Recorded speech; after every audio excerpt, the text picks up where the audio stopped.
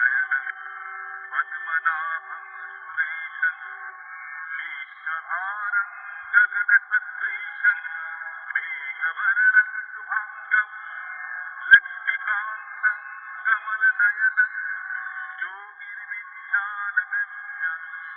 वन्दे विष्णुं भवभयहरं सर्वलोकैकनाथम्